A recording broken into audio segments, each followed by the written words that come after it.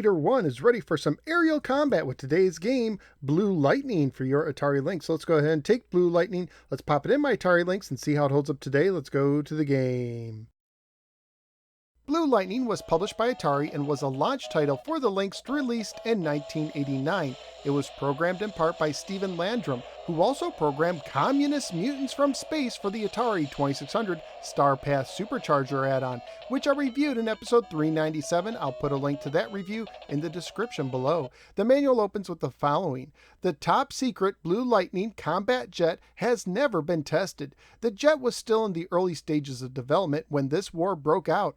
Now the Allies are losing and the Pentagon is desperate. The President ordered the Air Force to prepare Blue Lightning for action. Flight Command chose you to man the first combat flight. You weren't chosen because you are the best pilot in the Air Force. You were chosen because you are the class clown and frankly, you're expendable.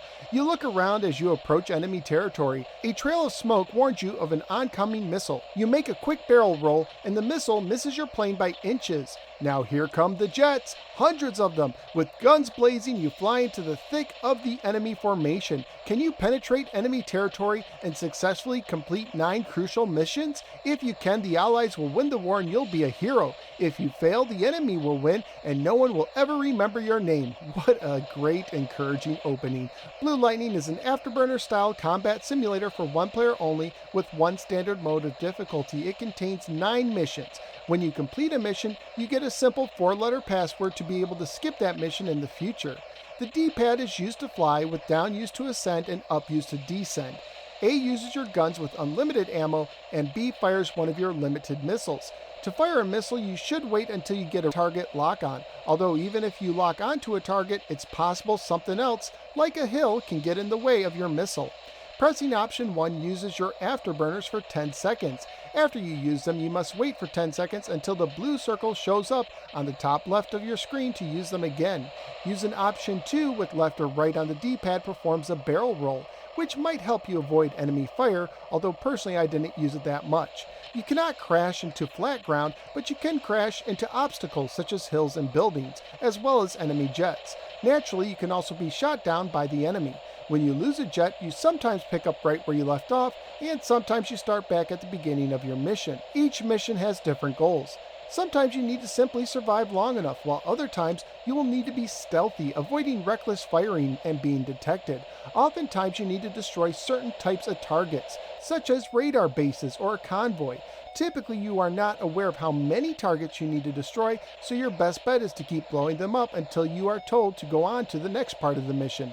If you don't complete that aspect of a mission, you can find yourself just flying forever. When you complete a mission, you automatically land, although there is a mission near the end of the game where you can land during the mission by descending into a runway. Graphically speaking, for a launch title, the game did a good job showing off the system's scaling capabilities, and overall it looks pretty good, although during the canyon portion of the game, I sometimes found it hard to see the passageways in the canyon. The sounds in the game are pretty solid but repetitive.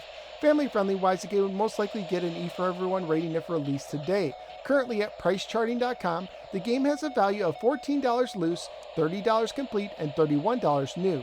So what did I think of Blue Lightning on the Atari Lynx? I'm not a big fan of Afterburner style games, but I must admit that I enjoyed my time with Blue Lightning. There are some negative aspects, such as sometimes having to start a mission over when killed, occasional difficulties locking onto ground targets, and the lack of an ending. There were also times where it took me a little bit of playing to figure out exactly what I was supposed to do or destroy during a mission. However, the game is fun, controls well, offers some variety among the missions, and is just challenging enough.